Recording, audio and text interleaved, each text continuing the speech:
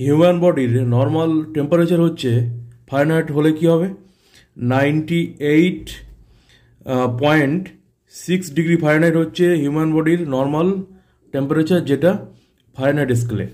আর Celsius স্কেলে কি হবে 37 ডিগ্রি সেলসিয়াস। তাহলে হিউম্যান বডির নর্মাল টেম্পারেচার যদি পরীক্ষা আসে তাহলে ফারেনহাইট স্কেলে হচ্ছে 98.6 ডিগ্রি ফারেনহাইট আর সেলসিয়াস হচ্ছে 37 ডিগ্রি সেলসিয়াস। এটা হচ্ছে ফারেনহাইট এবং সেলসিয়াসের। এখন প্রশ্ন হচ্ছে, যদি এরকম প্রশ্ন থাকে একজন মানুষের দেহের স্বাভাবিক তাপমাত্রা অর্থাৎ নর্মাল টেম্পারেচার যদি 37 ডিগ্রি সেলসিয়াস হয় তাহলে সেটা ফারেনহাইট স্কেলে কত হবে, মানে এটাকে বের করতে হবে। এটাকে কীভাবে বের করবো আমরা? তাহলে এখানে সেলসিয়াস এবং ফারেনহাইট স্কেলের একটা এদের মধ্যে রিলেশন, এদের মধ্যে একটা ফর্মুলা আছে, রিলেশন রয়েছে। ফর্মুলাটা হচ্ছে C/5 equal to F minus 32/9। এটা একটা ফর্মুলা। এটা হচ্ছে relation between Celsius and Fahrenheit scale. Celsius এবং ফারেনহাইট স্কেলের মধ্যে একটা রিলেশন হচ্ছে C/5 equal to F minus 32/9। এই ফর্মুলার সাহায্যে আমরা সেলসিয়াস স্কেল দেওয়া থাকলে ফারেনহাইট বের করতে পারবো, ফারেনহাইট দেওয়া থাকলে সেলসিয়াস বের করতে পারবো। তাহলে আমি তোমাদের 37 ডিগ্রি সেলসিয়াস স্কেল মানুষের দেহের যদি স্বাভাবিক তাপমাত্রা এটা হয় নর্মাল টেম্পারেচার, তাহলে ফারেনহাইট স্কেলে কত হবে সেটা বের করে দেখাচ্ছি কীভাবে করতে হবে, দেখে নাও। এটা যেহেতু ইকুয়েশন হচ্ছে, সমীকরণ হচ্ছে, অর দেবো। এখানে সেলসিয়াসের ভ্যালু দেওয়া আছে 37 বাই সির জায়গায় লিখলাম, যেহেতু সির মান দেওয়া আছে এখানে দেখতেই পাচ্ছ 37, তাই 37/5 লিখলাম ইকুয়াল টু F মাইনাস 32/9। ঠিক আছে। অর এবার দেখো ক্রস মাল্টিপ্লিকেশন, কোনাকুনি গুণ হচ্ছে, 5 আর F গুণ করলে কি হবে 5F মাইনাস 32 আর 5 ইন্টু করলে কি হবে 160 আর 37 আর 9 ইন্টু করো, 37 আর 9 ইন্টু করলে কি হবে 333 হবে। দেখো 333। ঠিক আছে, 333 হচ্ছে। এবার দেখো অর 5F ইকুয়াল টু 333 মাইনাসটা হয়ে যাচ্ছে প্লাস 160। তাহলে or 5F equal to add করো 394, মানে 493 হলো। ঠিক আছে, দেয়ারফর F ইকুয়াল টু কী হবে 493-কে 5 দিয়ে ডিভাইড হবে, বুঝতেই পারছো। ডিভাইড কাটিং করলে কি হবে, ডিভাইড করলে কি হয় দেখা যাক।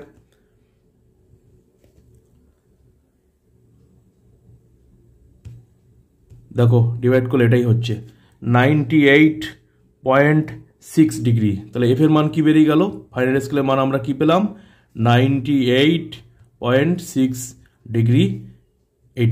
এটা হচ্ছে ফারেনহাইট স্কেলের ভ্যালু, অর 98.6 ডিগ্রি ফারেনহাইট। এটা হলো মানুষের দেহের হিউম্যান বডির নর্মাল টেম্পারেচার ফারেনহাইট স্কেলে।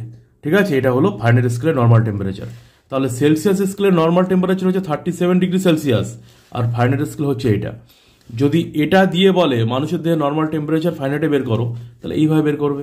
আর যদি এইটা দিয়ে বলে বের করো সেলসিয়াস স্কেলে, তাহলে এটা বের করবে।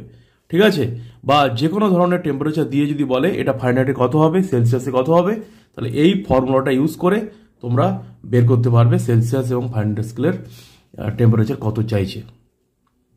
তাহলে এখানে সবথেকে গুরুত্বপূর্ণ 3টে প্রশ্ন হলো। প্রথম প্রশ্ন হলো যে হিউম্যান বডির নর্মাল টেম্পারেচার ফারেনহাইটে কত, হিউম্যান বডির নর্মাল টেম্পারেচার সেলসিয়াসে কত, আর সেলসিয়াস এবং ফারেনহাইট স্কেলের মধ্যে রিলেশন বা সম্পর্ক কত, আর যে কোনো টেম্পারেচার দেওয়া থাকলে কিভাবে অন্য স্কেলে বের করানো যাবে।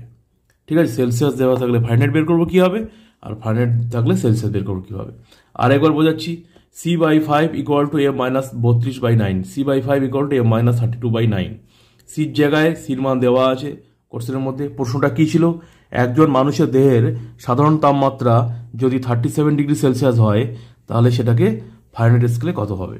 তাহলে সেলসিয়াসের ভ্যালু দেওয়া আছে এখানে 37 ডিগ্রি সেলসিয়াস, তাহলে 37/5 equal to F minus 32/9। Cross multiplication হচ্ছে, কোনাকুনি গুণ হচ্ছে, তাহলে 5 আর F ইন্টু করলে 5F মাইনাস 5-এর সাথে 32। দেখো 5-এর সাথে এটাও ইন্টু, এটাও ইন্টু, টোটালটা 5-এর সাথে ইন্টু হচ্ছে, শুধু এফের সাথে নয়, টোটালটার সাথে। ইকুয়েশনের যে নিয়মটা রয়েছে সমীকরণের, তো এই হলো। আর এটাকে ইন্টু করো, করে 333 হচ্ছে 333। এবার দেখো মাইনাস 160 পাশে গেলে প্লাস 160 হচ্ছে, অ্যাড করলে 493। 5 আর এফের এখানে কিছু নেই, মানে ইন্টু ডিভাইড হয়ে যাবে কাটিং করে 98.6 ডিগ্রি ফারেনহাইট। এটা হলো আনসার। বোঝা গেছে? ভেরি ভেরি ইম্পর্টেন্ট কোশ্চেন, পরীক্ষায় কিন্তু আসে। এখান থেকে যে শর্ট কোশ্চেনগুলো দিলাম এটা জিকে প্রশ্ন হতে পারে, বা পরীক্ষায় এমনি তোমাদের ওরালে বা ইন্টারভিউতে জিজ্ঞাসা করতে পারে। আর এই যেটা করে দেখালাম সলভ করে, এটা কিন্তু ক্লাস 6 বা ক্লাস 7-এর অ্যাডমিশন টেস্টে বা বিভিন্ন কম্পিটিটিভ পরীক্ষা আসে। একটু ভালো করে বুঝে নেবে, ঠিক আছে? একটা দেওয়া থাকলে আরেকটা বের করানো তো যাবেই, তাছাড়া যে কোনো টেম্পারেচার দেওয়া থাকলে এই ফর্মুলার সাহায্যে এই প্রসেস মেনটেন করে তোমরা বের করতে পারবে। বুঝলে কিনা অবশ্যই কমেন্টস করে জানিও।